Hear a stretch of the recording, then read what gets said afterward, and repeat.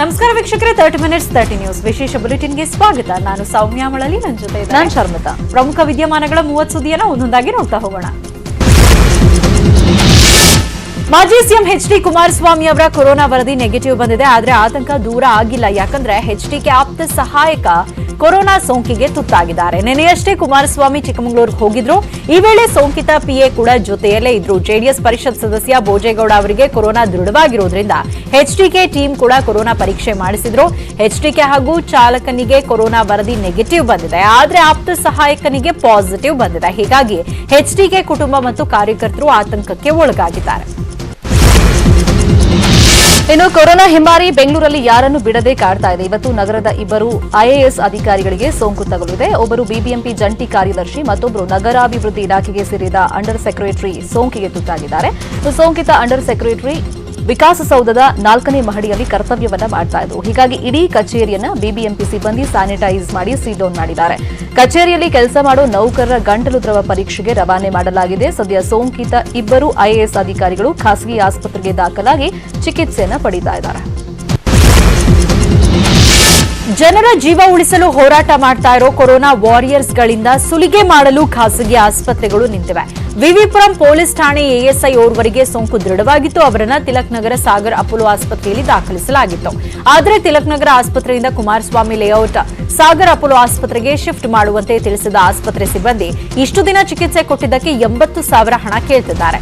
ಪೊಲೀಸರಿಗೆ ಚಿಕಿತ್ಸೆ ನೀಡಿದ್ರೆ ಅದರ ವೆಚ್ಚವನ್ನು ಸರ್ಕಾರ ಭರಿಸುತ್ತೆ. ಆದ್ರೆ ಸಾಗರ್ ಅಪೋಲೋ ಆಸ್ಪತ್ರೆ ಸಿಬ್ಬಂದಿ ಮಾತ್ರ ನೀವೇ ಹಣ ಪಾವತಿ ಮಾಡಿ ಅಂತ ಪಟ್ಟು ಹಿಡಿದಿದ್ದಾರೆ.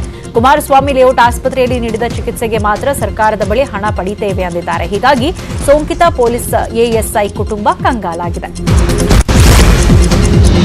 ವಿಧಾನಸೌಧದ ಪಕ್ಕದ ವಿಕಾಸಸೌಧದಲ್ಲಿ ಮತ್ತೆ ಕೊರೋನಾ ಸೋಂಕು ಕಾಣಿಸಿಕೊಂಡಿದೆ. ಸಿಎಂ ರಾಜಕೀಯ ಕಾರ್ಯದರ್ಶಿ ರೇಣುಕಾಚಾರ್ಯ ಅವರ ಸರ್ಕಾರಿ ಕಚೇರಿಯ ಸಿಬ್ಬಂದಿಗೆ ಸೋಂಕು ತಗುಲಿದೆ. ಕಚೇರಿಯ ಟೈಪಿಸ್ಟ್ ಸೋಂಕಿಗೆ ತುತ್ತಾಗಿರುವುದರಿಂದ ರೇಣುಕಾಚಾರ್ಯ ಕಚೇರಿಯನ್ನ ಸೀಲ್ ಡೌನ್ ಮಾಡಲಾಗಿದೆ. ಸಾರ್ವಜನಿಕರ ಪ್ರವೇಶ ನಿಷೇಧವನ್ನು ಮಾಡಲಾಗಿದೆ. ಕಚೇರಿಯ 10ಕ್ಕೂ ಹೆಚ್ಚು ಸಿಬ್ಬಂದಿಯ ಸ್ವಾಬ್ ಟೆಸ್ಟ್ ಮಾಡಿ ಕ್ವಾರಂಟೈನ್ ಮಾಡಲಾಗಿದೆ. ಬೆಂಗಳೂರಿನ ನನ್ನ ಸರ್ಕಾರಿ ಅಧಿಕೃತ ಕಚೇರಿಯ ಸಿಬ್ಬಂದಿಗೆ ಕೋವಿಡ್-19 ಪಾಸಿಟಿವ್ ಪತ್ತೆಯಾಗಿದೆ ಅಂತ ತಿಳಿಸಿರುವಂತ ರೇಣುಕಾಚಾರ್ಯ ಸಾರ್ವಜನಿಕರು ಹಿತೈಷಿಗಳು ನೇರವಾಗಿ ಬಂದು ಭೇಟಿಯಾಗದೆ ದೂರವಾಣಿ ಮೂಲಕ ಸಂಪರ್ಕ ಮಾಡಿ ಅಂತ ವಿನಂತಿಯನ್ನ ಮಾಡಿಕೊಂಡಿದ್ದಾರೆ. ಆನ್ಲೈನ್ ಶಿಕ್ಷಣ ವಿದ್ಯಾರ್ಥಿಗಳ ಮೂಲಭೂತ ಹಕ್ಕು. ಮೂಲಭೂತ ಹಕ್ಕನ್ನು ಸರ್ಕಾರ ನಿರ್ಬಂಧಿಸುವಂತಿಲ್ಲ ಅಂತ ಹೇಳಿರೋ ಹೈಕೋರ್ಟ್ ಶಾಲಾ ವಿದ್ಯಾರ್ಥಿಗಳ ಆನ್ಲೈನ್ ಶಿಕ್ಷಣಕ್ಕೆ ಗ್ರೀನ್ ಸಿಗ್ನಲ್ ಕೊಟ್ಟಿದೆ.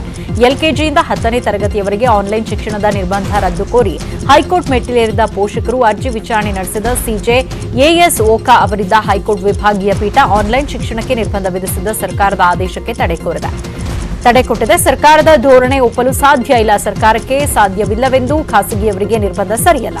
ಆನ್ಲೈನ್ ಶಿಕ್ಷಣಕ್ಕೆ ಪ್ರೋತ್ಸಾಹಿಸಬೇಕು ಅಂತ ಹೇಳಿದೆ. ಆದರೆ ಹೈಕೋರ್ಟ್ ಆನ್ಲೈನ್ ಶಿಕ್ಷಣ ಕಡ್ಡಾಯ ಮಾಡಿಲ್ಲ. ಹೆಚ್ಚುವರಿ ಶುಲ್ಕ ನಿಗದಿಗೂ ಶಾಲೆಗಳಿಗೆ ಸೂಚನೆಯನ್ನ ನೀಡಿಲ್ಲ. ಆದೇಶವನ್ನ ತಪ್ಪಾಗಿ ವ್ಯಾಖ್ಯಾನಿಸದಂತೆ ಹೈಕೋರ್ಟ್ ಸೂಚನೆಯನ್ನ ಕೊಟ್ಟಿದೆ. ಬೆಂಗಳೂರಿನ ಖಾಸಗಿ ಆಸ್ಪತ್ರೆಗಳಲ್ಲಿ ಸರಿಯಾಗಿ ಚಿಕಿತ್ಸೆ ನೀಡ್ತಾ ಇಲ್ಲ. ಎಲ್ಲಿ ನೋಡಿದ್ರು ಬೆಡ್ ಖಾಲಿ ಇಲ್ಲ ಅಂತ ಹೇಳ್ತಾ ಇದ್ದಾರೆ. ಸರ್ಕಾರಕ್ಕೆ ಹೇಳಿದ್ದೊಂದು ಮಾಡಿದ್ದೊಂದು. ಖಾಸಗಿ ಆಸ್ಪತ್ರೆಗಳ ಕಳ್ಳಾಟಕ್ಕೆ ಬ್ರೇಕ್ ಇಲ್ವಾ ಅನ್ನೋ ಬಗ್ಗೆ ನ್ಯೂಸ್ 18 ವರದಿಯನ್ನ ಮಾಡಿತ್ತು. ನ್ಯೂಸ್ 18 ವರದಿ ಬೆನ್ನಲ್ಲೇ ಎಚ್ಚೆತ್ತುಕೊಂಡ ಸರ್ಕಾರ ಖಾಸಗಿ ಆಸ್ಪತ್ರೆಗಳ ಸಭೆಯನ್ನು ನಡೆಸ್ತಾ ಇದೆ. ವಿಧಾನಸೌಧದಲ್ಲಿ ವೈದ್ಯಕೀಯ ಶಿಕ್ಷಣ ಇಲಾಖೆ ಸಚಿವ ಡಾ ಕೆ ಸುಧಾಕರ್ ನೇತೃತ್ವದಲ್ಲಿ ಖಾಸಗಿ ಆಸ್ಪತ್ರೆಗಳ ಸಭೆ ನಡೀತಾ ಇದೆ. ಇದಕ್ಕೂ ಮುನ್ನ ಮಾತನಾಡಿರೋ ಸುಧಾಕರ್, ಖಾಸಗಿ ಆಸ್ಪತ್ರೆಗಳು ಬೆಂಗಳೂರಲ್ಲಿ 4,500 ಬೆಡ್ ಕೊಡೋದಾಗಿ ಹೇಳಿದ್ರು. ಆದರೆ ಇದುವರೆಗೂ ಕೇವಲ 1,000 ಬೆಡ್ ಅನ್ನು ಕೊಟ್ಟಿದ್ದಾರೆ. ಹೀಗಾಗಿ ಮಾತುಕತೆ ನಡೆಸೋದಾಗಿ ತಿಳಿಸಿದರು. ರಾಜ್ಯದಲ್ಲಿ ಕೊರೋನಾ ಕೇಕೆ ಹಾಕ್ತಾ ಇರೋದ್ರಿಂದ ಆತಂಕಗೊಂಡಿರೋ ಸಿಎಂ ಮತ್ತೆ ಲಾಕ್ಡೌನ್ ಜಾರಿಗೆ ಇಂಗಿತ ವ್ಯಕ್ತಪಡಿಸಿದ್ದಾರಂತೆ. ಇಂದು ಸಿಎಂ ನಿವಾಸದಲ್ಲಿ ನಡೆದ ಸಭೆಯಲ್ಲಿ ಲಾಕ್ಡೌನ್ ಜಾರಿ ಮಾಡುವ ಬಗ್ಗೆ ಸಚಿವರು ಹಾಗೂ ಅಧಿಕಾರಿಗಳ ಜೊತೆ ಚರ್ಚೆ ನಡೆಸಿದ್ದಾರೆ. ಬೆಳ್ಳಂಬೆಳಗ್ಗೆ ಸಚಿವರನ್ನ ನಿವಾಸಕ್ಕೆ ಕರೆಸಿಕೊಂಡು ಸಭೆ ನಡೆಸಿದ ಸಿಎಂ ಭಾನುವಾರ ಮಾತ್ರ ಸಂಪೂರ್ಣ ಲಾಕ್ಡೌನ್ ಆದೇಶ ಜಾರಿ ಮಾಡಿ ರಾತ್ರಿ 8 ಗಂಟೆಯಿಂದ ಬೆಳಗ್ಗೆ 5 ಗಂಟೆವರೆಗೂ ಕರ್ಫ್ಯೂ ಜಾರಿಗೊಳಿಸಿದ್ರು ಸಾಕಾಗೋದಿಲ್ಲ ಎನಿಸ್ತಾ ಇದೆ. ಹೀಗಾಗಿ ಮುಂದಿನ 3 ವಾರಗಳ ಕಾಲ ಶನಿವಾರವೂ ಲಾಕ್ಡೌನ್ ವಿಸ್ತರಣೆ ಮಾಡೋಣವೇ ಅಂತ ಸಲಹೆಯನ್ನ ಕೇಳಿದ್ದಾರಂತೆ. ಈ ಬಗ್ಗೆ ಇವತ್ತೇ ನಿಮ್ಮ ಅನಿಸಿಕೆ ತಿಳಿಸಿ ಅಂತ ಸೂಚನೆಯನ್ನ ಕೊಟ್ಟಿದ್ದಾರೆ. ಸಿಎಂ ತುರ್ತು ಸಭೆ ಬಳಿಕ ಮಾತನಾಡಿದ ಡಾ ಕೆ ಸುಧಾಕರ್, ಕೋವಿಡ್ ಚಿಕಿತ್ಸೆ ಹಾಗೂ ನಿಯಂತ್ರಣ ಕ್ರಮಗಳ ಬಗ್ಗೆ ಚರ್ಚೆಯನ್ನ ಮಾಡಿರುವುದಾಗಿ ತಿಳಿಸಿದರು. ಕಂಟೈನ್ಮೆಂಟ್ ಝೋನ್ನಲ್ಲಿ ಕಠಿಣ ಕ್ರಮಕ್ಕೆ ಸೂಚನೆಯನ್ನ ಕೊಡಲಾಗಿದೆ. ಕೇಂದ್ರ ಅಧಿಕಾರಿಗಳ ತಂಡ ಕೂಡ ಸೂಚನೆಯನ್ನ ಕೊಟ್ಟಿದೆ. ಈ ನಿಟ್ಟಿನಲ್ಲಿ ಕಠಿಣ ಕ್ರಮಕ್ಕೆ ಸರ್ಕಾರ ನಿರ್ಧಾರ ಮಾಡಿದೆ ಅಂತ ಸುಧಾಕರ್ ಹೇಳಿದರು. ಸೋಂಕಿತರನ್ನ ಸಾಗಿಸೋಕೆ ಆಂಬ್ಯುಲೆನ್ಸ್ ಸಿಗ್ತಿಲ್ಲ ಎಂಬ ಬಗ್ಗೆ ಮಾತನಾಡಿದ ವೈದ್ಯಕೀಯ ಶಿಕ್ಷಣ ಸಚಿವರು ಕೋವಿಡ್ ಕೇರ್ ಸೆಂಟರ್ಗೆ ಹೋಗಬೇಕಾದವರು ಆಂಬ್ಯುಲೆನ್ಸ್ನಲ್ಲಿ ಹೋಗಬೇಕಾಗಿಲ್ಲ, ರೋಗ ಲಕ್ಷಣಗಳು ಇಲ್ಲದವರಿಗೆ ಆಂಬ್ಯುಲೆನ್ಸ್ನ ಅವಶ್ಯಕತೆ ಇಲ್ಲ ಅಂತ ಸ್ಪಷ್ಟನೆಯನ್ನ ಕೊಟ್ಟಿದ್ದಾರೆ. ಇವತ್ತೇನ್ 400 ಹೇಳಿದ್ವಿ, ಮಾನ್ಯ ಮುಖ್ಯಮಂತ್ರಿಗಳು ಹೇಳಿದ್ರು 200 ಜಾಸ್ತಿ ಮಾಡಿ 500 ವಾಹನಗಳು ಈ ಬೆಂಗಳೂರಿನಲ್ಲಿರ್ಲಿ ಮತ್ತು ಇನ್ನು 2 ದಿವಸದಲ್ಲಿ ಇದೆಲ್ಲವನ್ನು ಕೂಡ ಮಾಹಿತಿಯನ್ನ ನಮ್ಮ ಡ್ಯಾಶ್ ಬೋರ್ಡ್ ಏನು ವಾರ್ ರೂಮ್ ಇದೆ ಅಲ್ಲಿಗೆ ಅಳವಡಿಸ್ತಾ ಇದ್ದೀವಿ. ಪಾಸಿಟಿವ್ ಬಂದ ಕೂಡಲೇ ಮತ್ತು ಯಾರು ರೋಗದ ಲಕ್ಷಣ ಇರುವಂತವರಿಗೆ ನೇರವಾಗಿ ಫೋನ್ ಹೋಗುತ್ತೆ ನಮ್ಮ BBMP ವಾರ್ ರೂಮ್ ಇಂದ, ಅವ್ರಿಗೆ ಮಾಹಿತಿಯನ್ನ ಕೊಡ್ತೇವೆ. ಇವತ್ತು ಕೊರೋನಾ ವೈರಸ್ಗೆ ಹೆದರಿ ಬೆಂಗಳೂರಿನ ಜನ ನಗರವನ್ನ ತೊರಿತಾ ಇದ್ದಾರೆ. ಬೆಂಗಳೂರು ನಗರವನ್ನ ಬಿಟ್ಟು ತಮ್ಮ ಊರುಗಳಿಗೆ ಹೋಗ್ತಾ ಇದ್ದಾರೆ. ಜನರಿಗೆ ಒಂದ್ ಕಡೆ ವೈರಸ್ ಭಯ ಇದ್ರೆ ಮತ್ತೊಂದ್ ಕಡೆ ಕೆಲಸ ಕಳೆದುಕೊಂಡಿದ್ದಾರೆ. ಹೀಗಾಗಿ ನಗರವನ್ನ ತೊರೆದು ತಮ್ಮ ಊರುಗಳ ಕಡೆ ಮುಖ ಮಾಡಿದ್ದಾರೆ. ಟೆಂಪೋಗಳಲ್ಲಿ, ಕ್ರೂಸರ್ ಗಾಡಿಗಳಲ್ಲಿ ಮನೆಯ ಸಾಮಗ್ರಿಗಳನ್ನ ತುಂಬಿಕೊಂಡು ಬೆಂಗಳೂರು ಬಿಡ್ತಾ ಇದ್ದಾರೆ. ಬೆಂಗಳೂರಿನಿಂದ ಹಳ್ಳಿಗಳತ್ತ ಜನ ಹೋಗ್ತಾ ಇದ್ದಾರೆ. ಇದರಿಂದ ವಾಹನ ದಟ್ಟಣೆ ಜಾಸ್ತಿಯಾಗಿ ಟ್ರಾಫಿಕ್ ಜಾಮ್ ಕೂಡ ಉಂಟಾಗ್ತಾ ಇದೆ. ತುಮಕೂರು ರಸ್ತೆಯಲ್ಲಿ ಹೆಚ್ಚಿನ ವಾಹನ ದಟ್ಟಣೆ ಉಂಟಾಗ್ತಾ ಇದೆ. ಬೆಂಗಳೂರು ಬಿಟ್ಟು ಹೋಗ್ತಿರೋ ಜನರನ್ನ ತಡೆಯಲು ಸಾಧ್ಯವಿಲ್ಲ ಅಂತ ಡಿಸಿಎಂ ಅಶ್ವಥ್ ನಾರಾಯಣ್ ಹೇಳಿಕೆಯನ್ನ ಕೊಟ್ಟಿದ್ದಾರೆ. ಅದು ಅವರ ವೈಯಕ್ತಿಕ ಹಕ್ಕು. ಆದರೆ ಬೆಂಗಳೂರಲ್ಲಿ ಇದ್ರೆ ಅವರಿಗೆ ತೊಂದರೆ ಆಗದ ರೀತಿ ನೋಡಿಕೊಳ್ಳೋ ಜವಾಬ್ದಾರಿ ಸರ್ಕಾರದ ಮೇಲೆ ಇದೆ ಅಂತ ಹೇಳಿದ್ದಾರೆ. ಸರ್ಕಾರ ಎಲ್ಲೂ ಎಡವಿಲ್ಲ, ಸರ್ಕಾರದ ಜೊತೆ ಜನ ಕೆಲಸ ಮಾಡಬೇಕು ಅಂತ ಮನವಿಯನ್ನ ಮಾಡಿಕೊಂಡಿದ್ದಾರೆ. ಜನರು ಬೆಂಗಳೂರಿಂದ ಊರಿಗೆ ಹೋದ್ರೆ ಊರಲ್ಲೂ ಸೋಂಕು ಹರಡುತ್ತೆ, ಇದ್ದ ಕಡೆಯೇ ಇದ್ರೆ ಸೋಂಕು ನಿಯಂತ್ರಣ ಮಾಡಬಹುದು ಅಂತ ಕಿವಿ ಮಾತನ್ನ ಹೇಳಿದ್ದಾರೆ. ಬೆಂಗಳೂರಲ್ಲಿ ದಿನಾಲೂ ಸಾವಿರ ಹೊಸ ಸೋಂಕಿತರು ಪತ್ತೆಯಾಗ್ತಾ ಇದ್ದಾರೆ. ಹೀಗಿದ್ರೂ ಕೊರೋನಾ ಬೆಂಗಳೂರಲ್ಲಿ 3ನೇ ಹಂತಕ್ಕೆ ಹೋಗಿಲ್ಲ ಅಂತ ಹೇಳಿದ್ದಾರೆ ಡಿಸಿಎಂ ಅಶ್ವಥ್ ನಾರಾಯಣ್. ಬೇರೆ ನಗರಗಳಿಗೆ ಹೋಲಿಕೆ ಮಾಡಿದ್ರೆ ಬೆಂಗಳೂರು ಉತ್ತಮವಾಗಿದೆ ಅಂದಿದ್ದಾರೆ. ಅಲ್ಲದೆ ಶನಿವಾರ ಕೂಡ ಲಾಕ್ಡೌನ್ ವಿಚಾರದಲ್ಲಿ ಸಿಎಂ ಅಂತಿಮ ನಿರ್ಧಾರವನ್ನು ತೆಗೆದುಕೊಳ್ತಾರೆ. ನನ್ನ ವೈಯಕ್ತಿಕ ಅಭಿಪ್ರಾಯ ಹೇಳಕ್ಕಾಗಲ್ಲ, ಸಿಎಂ ನಿರ್ಧಾರವೇ ಅಂತಿಮ ಅಂತ ಹೇಳಿದ್ದಾರೆ. ಕಮ್ಯುನಿಟಿ ಸ್ಪ್ರೆಡ್ ಎಲ್ಲೂ ಆಗಿಲ್ಲ. ನಾವು ಏನು ಸೆಕೆಂಡ್ ಸ್ಟೇಜಲ್ಲಿ ಇದೆಯೋ ಅದೇ ಸ್ಟೇಜಲ್ಲಿ ಇದ್ದೀವಿ. ಸಂಪೂರ್ಣ ನಿಯಂತ್ರಣ ಮಾಡಲಿಕ್ಕೆ ಎಲ್ಲ ಪ್ರಯತ್ನಗಳು ನಡೀತಿದ್ದಾವೆ. ಮತ್ತೆಲ್ಲರೂ ಸರ್ಕಾರ ಜೊತೆಯಲ್ಲೇ ವೈಯಕ್ತಿಕವಾಗಿಯೂ ಪ್ರತಿಯೊಬ್ಬರೂ ತಮ್ಮಂತಾವು ರಕ್ಷಣೆಯನ್ನು ಮಾಡಿಕೊಂಡ್ರೆ ಎಲ್ಲರ ರಕ್ಷಣೆ ಆದಂತ ಆಗುತ್ತೆ. ಬೆಂಗಳೂರಲ್ಲಿ ಸೋಂಕು ಹೆಚ್ಚುವ ಮಾಹಿತಿ ಇತ್ತು, ಆದರೆ ಈ ಪ್ರಮಾಣದಲ್ಲಿ ಹೆಚ್ಚುವ ಊಹೆ ಇರಲಿಲ್ಲ ಅಂತ ವೈದ್ಯಕೀಯ ಶಿಕ್ಷಣ ಇಲಾಖೆ ಸಚಿವ ಡಾಕ್ಟರ್ ಕೆ ಸುಧಾಕರ್ ಹೇಳಿಕೆಯನ್ನು ಕೊಟ್ಟಿದ್ದಾರೆ. ಅಧಿಕಾರಿಗಳು ಕೊಟ್ಟ ಮಾಹಿತಿ ತಲೆ ಕೆಳಗಾಗಿದೆ. ಈಗಿನ ನಂಬರ್ ಜುಲೈ ಅಂತ್ಯಕ್ಕೆ ಅಂದಾಜು ಮಾಡಿದ್ವಿ. ಜುಲೈ ಆಗಸ್ಟ್ಗೆ ಸೋಂಕು ಹೆಚ್ಚುವಂತ ಮಾಹಿತಿ ಇತ್ತು, ಆದರೆ ಮೇ ಜೂನ್ ಪ್ರಮಾಣ ಆಧರಿಸಿ ಲೆಕ್ಕವನ್ನ ಕೊಟ್ಟಿದ್ರು. ಅಧಿಕಾರಿಗಳು ಕೊಟ್ಟ ಮಾಹಿತಿ ತಲೆ ಕೆಳಗಾಗಿದೆ ಅಂತ ಸುಧಾಕರ್ ಹೇಳಿಕೆಯನ್ನು ಕೊಟ್ಟಿದ್ದಾರೆ. ಪರಿಸ್ಥಿತಿ ಎದುರಿಸಲು ಸರ್ಕಾರ ಸಜ್ಜಾಗಿದೆ, ಎಲ್ಲಾ ರೀತಿಯ ಸಿದ್ಧತೆಗಳನ್ನು ಮಾಡಿಕೊಳ್ಳಲಾಗಿದೆ ಅಂತ ಮಾಹಿತಿಯನ್ನ ಕೊಟ್ಟಿದ್ದಾರೆ.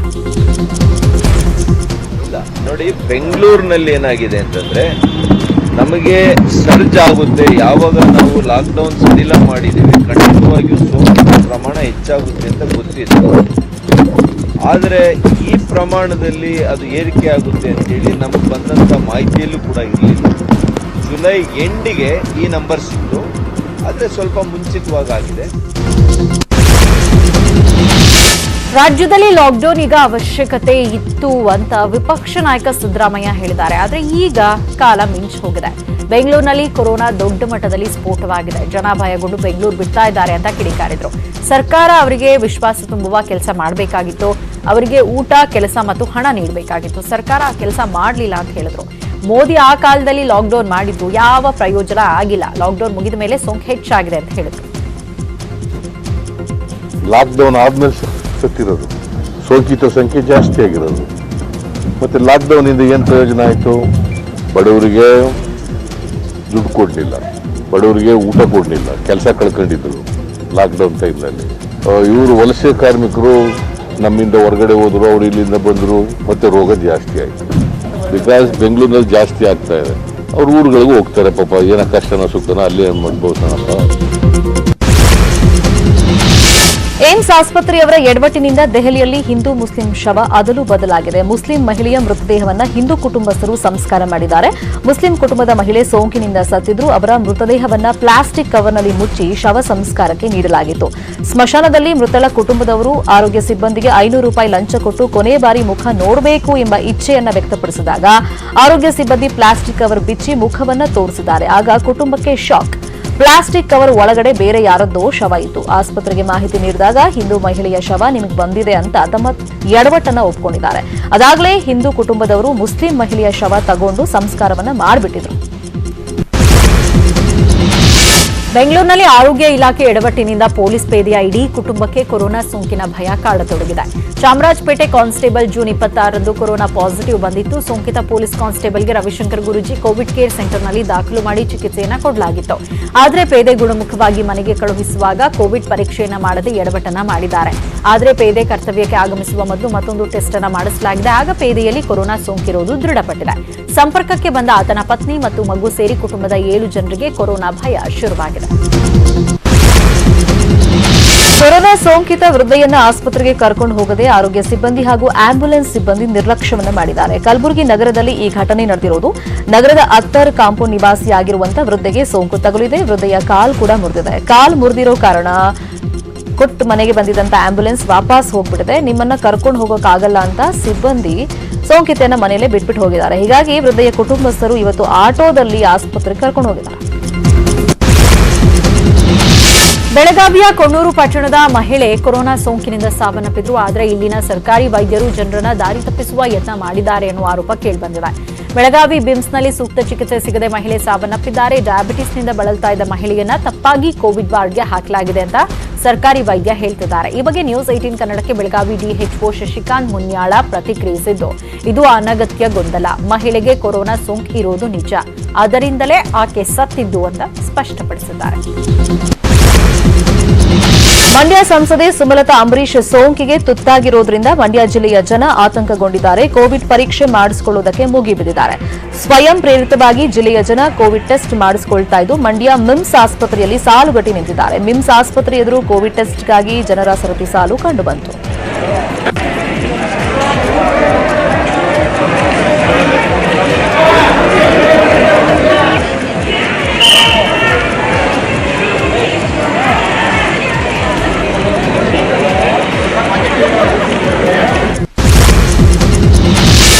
ಕೊರೋನಾ ಕಾರಣಕ್ಕೆ 15 ದಿನಗಳ ಕಾಲ ಹಾಸನ ಜಿಲ್ಲೆಯಲ್ಲಿ ಸಲೂನ್ ಬಂದ್ ಆಗಲಿದೆ. ಹಾಸನದಲ್ಲಿ ಸೋಂಕು ಸಮುದಾಯಕ್ಕೆ ಹರಡುವ ಆತಂಕ ಎದುರಾಗಿದೆ. ಹೀಗಾಗಿ ಜುಲೈ 11ರಿಂದ ಜುಲೈ 26ರವರೆಗೆ ಜಿಲ್ಲೆಯ ಎಲ್ಲಾ ಸಲೂನ್ಗಳನ್ನು ಬಂದ್ ಮಾಡೋದಕ್ಕೆ ನಿರ್ಧಾರ ಮಾಡಲಾಗಿದೆ. ಜಿಲ್ಲೆಯಾದ್ಯಂತ 15 ದಿನಗಳ ಕಾಲ ಸಲೂನ್ ಬಂದ್ ಮಾಡಲು ನಿರ್ಧಾರ ಮಾಡಿರುವುದಾಗಿ ಸವಿತಾ ಸಮಾಜ ಜಿಲ್ಲಾಧ್ಯಕ್ಷ ರವಿಕುಮಾರ್ ಮಾಹಿತಿಯನ್ನ ನೀಡಿದ್ದಾರೆ.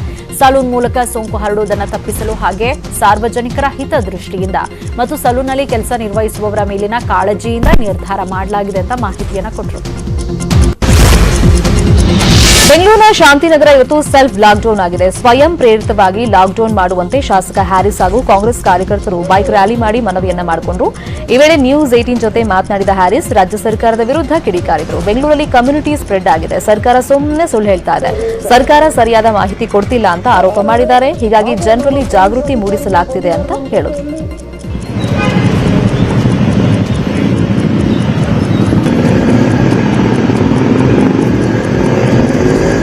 ಪ್ರಾಣ ಇದ್ರೆ ತಾನೇ ಎಕನಾಮಿ ಎಲ್ಲ ಬರೋದು. ಬದುಕಿಲ್ದೇ ಇರೋನಿಗೆ ಯಾವ ಎಕನಾಮಿ ಬರುತ್ತೆ ಹೇಳಿ ನೀವು.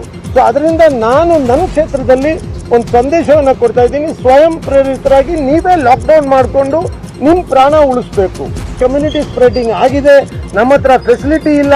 10,000 ಬೆಡ್ ಕೊಡ್ತೀವಿ, ಅಲ್ಲೆಲ್ಲೋ ಹೊರಗಡೆ ಎಕ್ಸಿಬಿಷನ್ ಹಾಲಲ್ಲಿ ಬೆಡ್ ಹಾಕಿ. ಇನ್ನುಳಿದ ಪ್ರಮುಖ ಸುದ್ದಿಗಳನ್ನ ನೋಡೋಣ ಚಿಕ್ಕ ಬ್ರೇಕ್ನ ನಂತರ. Welcome back. ಉಳಿದಿರುವಂತಹ ಪ್ರಮುಖ ಸುದ್ದಿಯನ್ನು ನೋಡೋಣ. ಸರ್ಕಾರಿ ಆಸ್ಪತ್ರೆಗಳಲ್ಲಿ ಸಾಮಾಜಿಕ ಅಂತರ ಪಾಲನೆ ಆಗ್ತಾ ಇಲ್ಲ ಅಂತ ಹೋಂಗಾರ್ಡ್ ವಿಡಿಯೋ ಮಾಡಿ ಆಕ್ರೋಶವನ್ನ ಹೊರಹಾಕಿದ್ದಾರೆ. ಮಲ್ಲೇಶ್ವರಂನ ಕೆಸಿ ಜನರಲ್ ಆಸ್ಪತ್ರೆಯಲ್ಲಿ ಸಾಮಾಜಿಕ ಅಂತರವನ್ನ ಪಾಲನೆ ಮಾಡ್ತಾ ಇಲ್ಲ. ಇನ್ನು ಕೋವಿಡ್ ಟೆಸ್ಟ್ಗಾಗಿ ಗಂಟೆಗಟ್ಟಲೆ ಕಾದ್ರೂ ಯಾರೊಬ್ರು ಕ್ಯಾರೆ ಮಾಡ್ತಾ ಇಲ್ಲ. ಜೊತೆಗೆ ಇಲ್ಲಿ ಕೊರೋನಾ ಟೆಸ್ಟ್ ಮಾಡಿಸೋಕೆ ಹೋಗೋರು ಸಾಮಾಜಿಕ ಅಂತರವನ್ನ ಮರಿತಾ ಇದ್ದಾರೆ. ಕೋವಿಡ್ ಟೆಸ್ಟ್ ಮಾಡಿಸೋಕೆ ಬಂದು ಕೊರೋನಾ ಅಂಟಿಸ್ಕೊಂಡು ಹೋಗ್ತಾ ಇದ್ದಾರೆ ಅಂತ ಆಕ್ರೋಶವನ್ನ ವ್ಯಕ್ತಪಡಿಸಿದ್ದಾರೆ.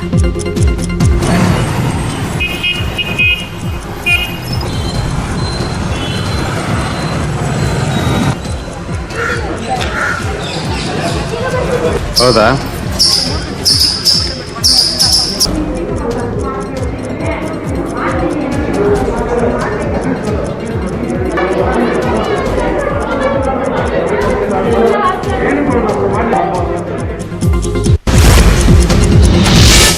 ಜಾರ್ಖಂಡ್ ಸಿಎಂ ಹೇಮಂತ್ ಸೊರೇನ್ ಕೊರೋನಾ ಆತಂಕದಲ್ಲಿದ್ದಾರೆ. ಸೊರೇನ್ ಸರ್ಕಾರ ಸಂಪುಟ ಸಚಿವರೊಬ್ಬರು ಸೋಂಕಿಗೆ ತುತ್ತಾಗಿದ್ದಾರೆ. ಹೀಗಾಗಿ ಸಿಎಂ ಹೇಮಂತ್ ಸೊರೇನ್ ರಾಂಚಿಯ ತಮ್ಮ ನಿವಾಸದಲ್ಲಿ ಸ್ವಯಂ ಕ್ವಾರಂಟೈನ್ ಆಗಿದ್ದಾರೆ. ಇನ್ನು ಪಾಂಡಿಚೇರಿಯ ರಾಜಭವನ ಸೀಲ್ ಡೌನ್ ಆಗಿದೆ. ರಾಜಭವನದ ಸಿಬ್ಬಂದಿಗೆ ಸೋಂಕು ತಗುಲಿರುವುದರಿಂದ 48 ಗಂಟೆಗಳ ಕಾಲ ಪಾಂಡಿಚೇರಿಯ ರಾಜಭವನವನ್ನು ಸೀಲ್ ಡೌನ್ ಮಾಡಲಾಗಿದೆ. ಸೋಂಕಿತ ಸಿಬ್ಬಂದಿ ಲೆಫ್ಟಿನೆಂಟ್ ಗವರ್ನರ್ ಸೇರಿದಂತೆ ಅವರ ಕಚೇರಿಯ ಸಂಪರ್ಕಕ್ಕೆ ಬಂದಿಲ್ಲ ಅಂತ ಎಲ್ಜಿ ಕಚೇರಿ ಮಾಹಿತಿಯನ್ನ ನೀಡಿದೆ. ಆದರೂ ರಾಜಭವನದ ಎಲ್ಲ ಸಿಬ್ಬಂದಿಯನ್ನ ಕೋವಿಡ್ ಪರೀಕ್ಷೆಗೆ ಒಳಪಡಿಸಲಾಗಿದೆ. ನಾಳೆ ಸಿಎಂ ಯಡಿಯೂರಪ್ಪ ಬೆಂಗಳೂರು ರೌಂಡ್ಸ್ ಮಾಡಲಿದ್ದಾರೆ. ಕೋವಿಡ್ ಆಸ್ಪತ್ರೆಗಳಿಗೆ ಭೇಟಿ ಕೊಟ್ಟು ಸ್ವತಃ ತಾವೇ ಪರಿಶೀಲನೆಯನ್ನ ಮಾಡಲಿದ್ದಾರೆ. ಕೋವಿಡ್ ಕೇರ್ ಸೆಂಟರ್ಗಳಲ್ಲಿ ರೋಗಿಗಳಿಗೆ ಕಲ್ಪಿಸಿರುವಂತಹ ವ್ಯವಸ್ಥೆ ಬಗ್ಗೆ ಸಿಎಂ ಪರಿಶೀಲನೆಯನ್ನ ಮಾಡಲಿದ್ದಾರೆ ಅಂತ ವೈದ್ಯಕೀಯ ಶಿಕ್ಷಣ ಇಲಾಖೆಯ ಸಚಿವ ಡಾ ಕೆ ಸುಧಾಕರ್ ಮಾಹಿತಿ ಕೊಟ್ಟಿದ್ದಾರೆ. ನಾಳೆ ಬೆಂಗಳೂರು ಎಕ್ಸಿಬಿಷನ್ ಸೆಂಟರ್ನಲ್ಲಿ ನಿರ್ಮಿಸಲಾಗಿರುವಂತಹ 10,100 ಬೆಡ್ಗಳ ಕೋವಿಡ್ ಸೆಂಟರ್ ಅನ್ನು ಸಿಎಂ ಪರಿಶೀಲನೆ ಮಾಡಲಿದ್ದಾರೆ. ಇದು ದೇಶದ ಅತಿದೊಡ್ಡ ಕೋವಿಡ್ ಸೆಂಟರ್ ಆಗಿದೆ. ಯಾವ ರೀತಿ ಕ್ರಮಗಳನ್ನ ತೆಗೆದುಕೊಂಡಿದ್ದೀವಿ, ಕೋವಿಡ್ ಕೇರ್ ಸೆಂಟರ್ಸ್ ಅಲ್ಲಿ ಎಷ್ಟು ಹಾಸಿಗೆಗಳನ್ನ ರಚನೆ ಮಾಡಿದೆ ಮತ್ತು ಇವತ್ತು ನೂತನವಾಗಿ ಬಿಎಐಸಿ ಸೆಂಟರ್ನಲ್ಲೇ ಆಗ್ತಾ ಇರತಕ್ಕಂತ 10,000 ಹಾಸಿಗೆಗೂ ಹೆಚ್ಚು ಮೂಲಭೂತ ಸೌಕರ್ಯಗಳು ಯಾವ ರೀತಿ ನಡೀತಾ ಇದೆ. ಬಹುಶಃ ನಾಳೆ ಮುಖ್ಯಮಂತ್ರಿಗಳು ಕೂಡ ಅಲ್ಲಿ ಗುರುವಾರ ದಿವಸ ಬಂದು ಅದನ್ನು ವೀಕ್ಷಣೆ ಕೂಡ ಮಾಡೋರಿದ್ದಾರೆ. ಇತ್ತೀಚಿನ ತನಕ ದಕ್ಷಿಣ ಭಾರತದ ಗ್ರೀನ್ ಝೋನ್ ಆಗಿದ್ದ ಚಾಮರಾಜನಗರದಲ್ಲಿ ಕೆಲ ದಿನಗಳಿಂದ ಸೋಂಕಿತರ ಸಂಖ್ಯೆ ಹೆಚ್ಚಾಗ್ತಾನೆ ಇದೆ. ಹೀಗಾಗಿ ಕೊರೋನಾ ಹರಡುವ ಭೀತಿಯಲ್ಲಿರೋ ಜಿಲ್ಲೆಯ ಜನರು ಸ್ವಯಂ ಪ್ರೇರಿತರಾಗಿ ತಮ್ಮ ಊರುಗಳಿಗೆ ಹೊರಗಿನವರಿಗೆ ಪ್ರವೇಶವನ್ನ ನೀಡ್ತಾ ಇಲ್ಲ. ಇದೀಗ ಜಿಲ್ಲೆಯ ಪ್ರಸಿದ್ಧ ಭರಚುಕ್ಕಿ ಜಲಪಾತ ಪ್ರವೇಶಕ್ಕೆ ಕೊಳ್ಳೇಗಾಲ ತಾಲೂಕಿನ ಶಿವನಸಮುದ್ರ ಗ್ರಾಮಸ್ಥರು ನಿರ್ಬಂಧವನ್ನು ವಿಧಿಸಿದ್ದಾರೆ. ಜಲಪಾತಕ್ಕೆ ತೆರಳೋ ಸೇತುವೆಗೆ ಅಡ್ಡಲಾಗಿ ಮುಳ್ಳಿನ ಬೇಲಿಯನ್ನು ಹಾಕಿದ್ದಾರೆ. ವಾರಾಂತ್ಯಕ್ಕೆ ಬೆಂಗಳೂರಿನಿಂದ ಸಾಕಷ್ಟು ಪ್ರವಾಸಿಗರು ಭರಚುಕ್ಕಿಗೆ ಬರ್ತಾರೆ. ಬೆಂಗಳೂರಲ್ಲಿ ಹೆಚ್ಚು ಸೋಂಕಿತರು ಇರೋದ್ರಿಂದ ಹೆದರಿ ಭರಚುಕ್ಕಿಗೆ ಪ್ರವೇಶವನ್ನು ನಿರ್ಬಂಧಿಸಿದ್ದಾರೆ.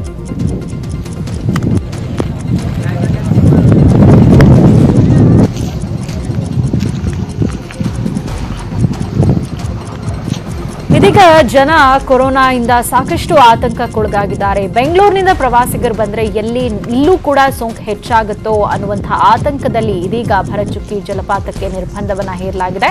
ಭರಚುಕ್ಕಿಗೆ ಸಾಗುವಂತಹ ಸೇತುವೆ ಮಧ್ಯಭಾಗಕ್ಕೆ ಇದೀಗ ಅಲ್ಲಿ ಮುಳ್ಳಿನ ಬೇಲಿಯನ್ನ ಹಾಕಿ ಪ್ರವೇಶಕ್ಕೆ ನಿರ್ಬಂಧವನ್ನ ಹೇರಲಾಗಿದೆ. ಇತ್ತೀಚಿನ ದಿನಗಳಲ್ಲಿ ಚಾಮರಾಜನಗರದಲ್ಲೂ ಕೂಡ ಕೊರೋನಾ ಸೋಂಕಿತರ ಸಂಖ್ಯೆ ಹೆಚ್ಚಾಗ್ತಾ ಇತ್ತು. ಹೀಗಾಗಿ ಅಲ್ಲಿನ ಗ್ರಾಮಗಳಲ್ಲಿ ಬೆಂಗಳೂರಿನಿಂದ ಅಥವಾ ಬೇರೆ ಬೇರೆ ಊರುಗಳಿಂದ ಯಾರ್ಯಾರು ಬರ್ತಾರೆ ಅವರಿಗೆ ನಿರ್ಬಂಧವನ್ನ ವಿಧಿಸಲಾಗಿದೆ. ಅದೇ ರೀತಿ ಕೊಳ್ಳೇಗಾಲದಲ್ಲೂ ಕೂಡ ಭರಚುಕ್ಕಿ ಫಾಲ್ಸ್ಗೆ ಭೇಟಿ ನೀಡೋದ ಪ್ರವಾಸಿಗರಿಗೆ ಇದೀಗ ನಿಷೇಧವನ್ನ ಹೇರಲಾಗಿದೆ. ರಸ್ತೆಗೆ ಮುಳ್ಳಿನ ಬೇಲಿಯನ್ನ ಹಾಕಿ ಯಾರು ಕೂಡ ಅಲ್ಲಿ ಬರದಂತೆ ನಿರ್ಬಂಧವನ್ನ ಹಾಕಲಾಗಿದೆ. ವಾರಾಂತ್ಯ ಬಂದ್ರೆ ಸಾಕಷ್ಟು ಸಂಖ್ಯೆಯಲ್ಲಿ ಪ್ರವಾಸಿಗರು ಜಲಪಾತವನ್ನ ವೀಕ್ಷಣೆ ಮಾಡೋದಕ್ಕೆ ಬರ್ತಾ ಇದ್ರು. ಸೊ ಹಾಗಾಗಿ ಅವರಿಂದ ಎಲ್ಲಿ ಕೊರೋನಾ ಸ್ಪ್ರೆಡ್ ಆಗುತ್ತೋ ಅನ್ನುವಂತಹ ಆತಂಕ ಅಲ್ಲಿನ ಗ್ರಾಮಸ್ಥರನ್ನ ಕಾಡ್ತಾ ಇದೆ. ಹಾಗಾಗಿ ಮುನ್ನೆಚ್ಚರಿಕೆ ಕ್ರಮವಾಗಿ ಇದೀಗ ಪ್ರವಾಸಿಗರಿಗೆ ನಿರ್ಬಂಧವನ್ನ ಹಾಕಲಾಗಿದೆ.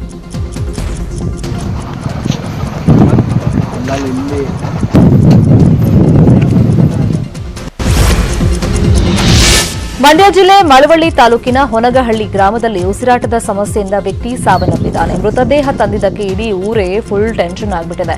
ಶವ ತಂದಿದ್ದಕ್ಕೆ ಗಾಬರಿಗೊಂಡು ಗ್ರಾಮಸ್ಥರು ಊರು ಖಾಲಿ ಮಾಡಿದ್ದಾರೆ. ಮೃತದೇಹ ಮನೆ ಮುಂದೆಯೇ ಇದೆ. ಅನಾಥವಾಗಿ ಶವ ಮನೆ ಮುಂದೆಯೇ ಬಿದ್ದಿದ್ದು ಇದರಿಂದ ಗ್ರಾಮದ ಜನರು ಭಯಭೀತರಾಗಿದ್ದಾರೆ. ಸ್ಥಳಕ್ಕೆ ಆರೋಗ್ಯ ಇಲಾಖೆ ತಂಡ ಭೇಟಿ ನೀಡಿ ಪರಿಶೀಲನೆಯನ್ನ ನಡೆಸ್ತಾ ಇದೆ. ಕೊರೋನಾ ಸಾವು ಅಂತ ಅಕ್ಕಪಕ್ಕದ ಮನೆಯವರೀಗ ಊರನ್ನ ಖಾಲಿ ಮಾಡ್ಕೊಂಡು ಹೋಗ್ತಾ ಇದ್ದಾರೆ.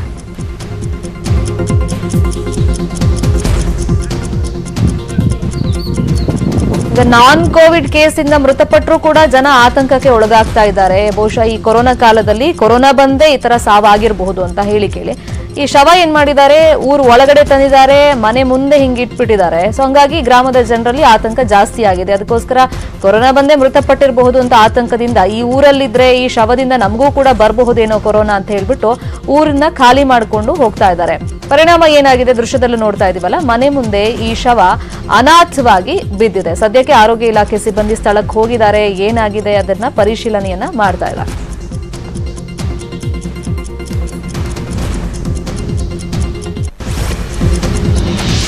ಇನ್ನುಳಿದ ಪ್ರಮುಖ ಸುದ್ದಿಗಳನ್ನ ನೋಡೋಣ ಚಿಕ್ಕ ಬ್ರೇಕ್ ನಂತರ.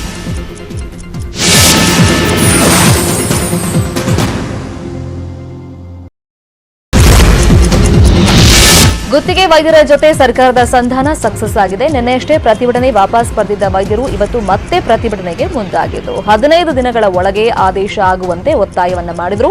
ಭರವಸೆ ಕೊಡದೇ ಇದ್ರೆ ಸಂಪೂರ್ಣ ಸೇವೆ ಸ್ಥಗಿತದ ಎಚ್ಚರಿಕೆಯನ್ನ ಕೊಟ್ಟಿದ್ರು. ಸಿಎಂ ಭೇಟಿಗಾಗಿ ಕೆಕೆ ಗೆಸ್ಟ್ ಹೌಸ್ಗೆ ಬಂದಿದ್ರು. ಈ ವೇಳೆ ಆರೋಗ್ಯ ಸಚಿವ ಶ್ರೀರಾಮುಲು ಗುತ್ತಿಗೆ ವೈದ್ಯರ ಜೊತೆ ಮಾತುಕತೆಯನ್ನ ನಡೆಸಿದ್ರು. ಈಗಾಗಲೇ ಸರ್ಕಾರದಿಂದ ನಿರ್ಧಾರ ಆಗಿದೆ, ಹಂತ ಹಂತವಾಗಿ ನಿಮ್ಮನ್ನ ಖಾಯಂ ಮಾಡ್ತೀವಿ, ದಯಮಾಡಿ ಪ್ರತಿಭಟನೆ ಕೈಬಿಡಿ ಅಂತ ಶ್ರೀರಾಮುಲು ಮನವೊಲಿಕೆಯನ್ನ ಮಾಡಿದ್ರು. ಶ್ರೀರಾಮುಲು ಮಾತಿಗೆ ಬಗ್ಗಿದಂತ ವೈದ್ಯರು ಪ್ರತಿಭಟನೆಯನ್ನ ವಾಪಸ್ ಪಡ್ಕೊಂಡಿದ್ದಾರೆ.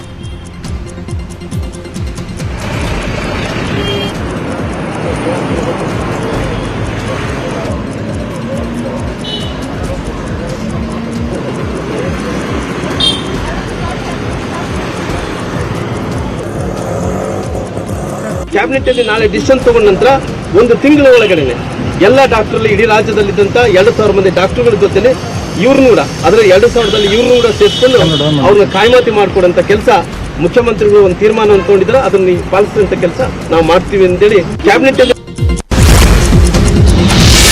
ಅಬಕಾರಿ ಸಚಿವರ ತವರು ಕೋಲಾರದಲ್ಲಿ ಲಿಕ್ಕರ್ ಶಾಪ್ಗಳಲ್ಲಿ ಹೆಚ್ಚಿನ ಬೆಲೆಗೆ ಮದ್ಯ ಮಾರಾಟ ಮಾಡ್ತಾ ಇರೋ ಬಗ್ಗೆ ನ್ಯೂಸ್ 18 ಕನ್ನಡ ವರದಿ ಮಾಡಿತ್ತು. ಇದು ಇಂಪ್ಯಾಕ್ಟ್ ಆಗಿದೆ. ನ್ಯೂಸ್ 18 ಕನ್ನಡ ವರದಿಗೆ ಅಬಕಾರಿ ಸಚಿವ ನಾಗೇಶ್ ಪ್ರತಿಕ್ರಿಯೆ ನೀಡಿದ್ದು, ಹೆಚ್ಚಿನ ಬೆಲೆಗೆ ಮದ್ಯ ಮಾರಾಟ ಮಾಡಿದ್ರೆ ಬಾರ್ ಲೈಸೆನ್ಸ್ ಅನ್ನ ರದ್ದು ಮಾಡುವುದಾಗಿ ಎಚ್ಚರಿಕೆಯನ್ನು ಕೊಟ್ಟಿದ್ದಾರೆ.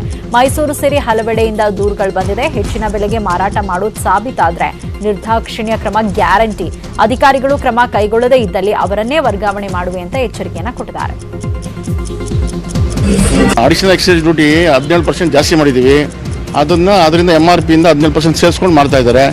ಅದಕ್ಕೂ ಜಾಸ್ತಿ ಮಾಡಿದ್ರೆ ಒಂದು ಬಿಲ್ ತಗೊಂಡು ಬಿಲ್ ನಾನು ಪ್ರೊಡ್ಯೂಸ್ ಮಾಡಿದ್ರೆ ಲೈಸೆನ್ಸ್ ರದ್ದು ಮಾಡೋಕ್ಕೆ ನಾನು ಕ್ರಮ ತಗೊತೀನಿ. ನೆನ್ನೆಯಿಂದ ಕಂಪ್ಲೇಂಟ್ ಬರ್ತಾ ಇದೆ ನನಗೆ. ಇಡೀ ರಾಜ್ಯಾದ್ಯಂತ ಕೆಲವು ಕಡೆ ಮೈಸೂರಲ್ಲಿ ಬಂದು ಲೆಕ್ಕ ಹಾಕಿ ಆ ಸ್ಲ್ಯಾಬ್ನ ಮೇಲೆ ಮೀರಿದ್ರೆ ಲೈಸೆನ್ಸ್ ರದ್ದು ಮಾಡ್ತೀನಿ ಇಮಿಡಿಯೇಟ್ ಆಗಿ. ಸ್ಯಾಂಡಲ್ವುಡ್ನ ಉದಯೋನ್ಮುಖ ನಟ ಸುಶೀಲ್ ಗೌಡ ಆತ್ಮಹತ್ಯೆಯನ್ನು ಮಾಡಿಕೊಂಡಿದ್ದಾರೆ. ಹುಟ್ಟೂರು ಮಂಡ್ಯದಲ್ಲಿ ನೇಣಿಗೆ ಶರಣಾಗಿದ್ದಾರೆ. ಜೀವನದಲ್ಲಿ ಜುಗುಪ್ಸೆಗೊಂಡು ಆತ್ಮಹತ್ಯೆ ಮಾಡಿಕೊಂಡಿದ್ದಾರೆ ಅಂತ ಹೇಳಲಾಗ್ತಾ ಇದೆ. ಸುಶೀಲ್ ಗೌಡ ನಟನೆ ಜೊತೆಗೆ ಬೆಂಗಳೂರಲ್ಲಿ ಜಿಮ್ ಕೋಚ್ ಕೂಡ ಆಗಿದ್ರು. ಸಲಗ, ಕಮರೊಟ್ಟು, ಚೆಕ್ ಪೋಸ್ಟ್ ಸಿನಿಮಾಗಳಲ್ಲಿ ನಟಿಸಿದ್ರು. ಲಾಕ್ಡೌನ್ನಿಂದಾಗಿ ಕಳೆದ 3 ತಿಂಗಳಿಂದ ಜಿಮ್ ಓಪನ್ ಆಗಿರಲಿಲ್ಲ. ಹೀಗಾಗಿ 3 ತಿಂಗಳಿಂದ ಮಂಡ್ಯಗೆ ಬಂದು ನೆಲೆಸಿದ್ರು. ಇವತ್ತು ಇಂಡುವಾಳು ಗ್ರಾಮದಲ್ಲಿರುವಂತಹ ತನ್ನ ಸ್ನೇಹಿತರ ಮನೆಗೆ ಹೋಗಿದ್ದ ಸುಶೀಲ್ ಗೌಡ ಅಲ್ಲೇ ನೇಣು ಬಿಗಿದುಕೊಂಡು ಆತ್ಮಹತ್ಯೆಯನ್ನ ಮಾಡಿಕೊಂಡಿದ್ದಾರೆ.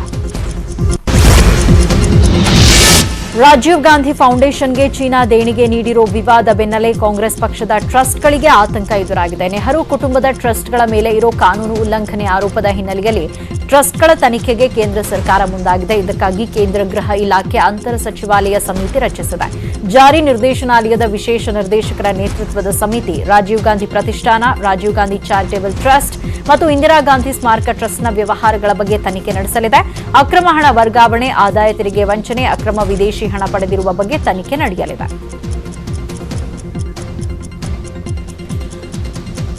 ಒಟ್ಟಾರೆ ಇದೀಗ ಕೇಂದ್ರ ಸರ್ಕಾರ ತನಿಖೆಗೆ ಮುಂದಾಗಿರುವಂತದ್ದು. ಹೀಗಾಗಿ ಕಾಂಗ್ರೆಸ್ನಲ್ಲಿ ಆತಂಕ ಕೂಡ ಹೆಚ್ಚಾಗಿದೆ.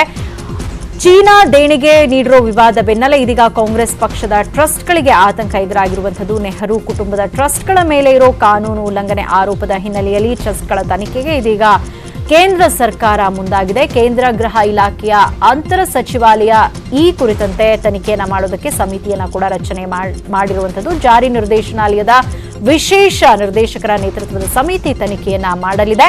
ಪ್ರಮುಖವಾಗಿ ರಾಜೀವ್ ಗಾಂಧಿ ಪ್ರತಿಷ್ಠಾನ, ರಾಜೀವ್ ಗಾಂಧಿ ಚಾರಿಟೇಬಲ್ ಟ್ರಸ್ಟ್ ಮತ್ತು ಇಂದಿರಾ ಗಾಂಧಿ ಸ್ಮಾರಕ ಟ್ರಸ್ಟ್ನ ವ್ಯವಹಾರಗಳ ಬಗ್ಗೆ ತನಿಖೆಯನ್ನ ನಡೆಸುತ್ತೆ. ಅಕ್ರಮ ಹಣ ವರ್ಗಾವಣೆ, ಆದಾಯ ತೆರಿಗೆ ವಂಚನೆ, ಅಕ್ರಮ ವಿದೇಶಿ ಹಣ ಪಡೆದಿರುವ ಬಗ್ಗೆ ತನಿಖೆಯನ್ನ ನಡೆಸಲಿದೆ.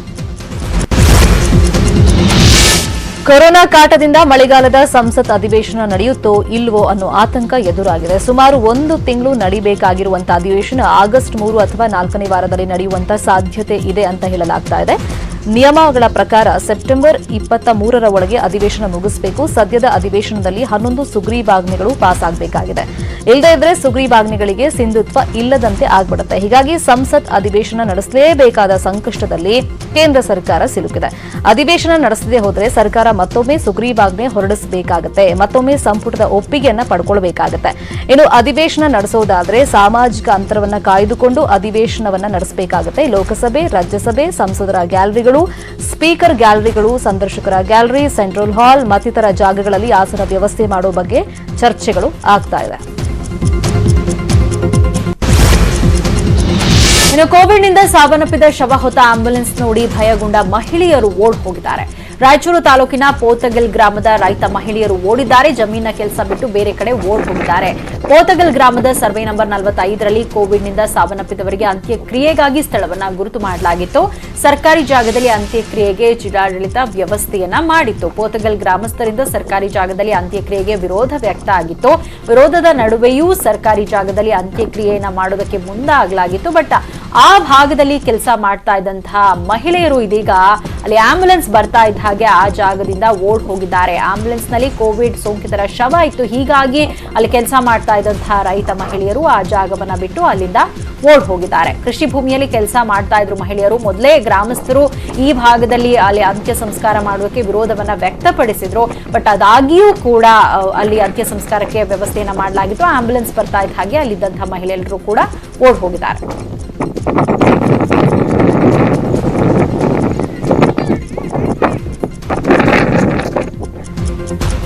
ಇದು ಸದ್ಯದ ನ್ಯೂಸ್ ಅಪ್ಡೇಟ್ಸ್. ನೋಡ್ತಾರೆ ನ್ಯೂಸ್ 18 ಕನ್ನಡ. ಜಾಲ ನಮ್ಮದು, ಬಲ ನಿಮ್ಮದು.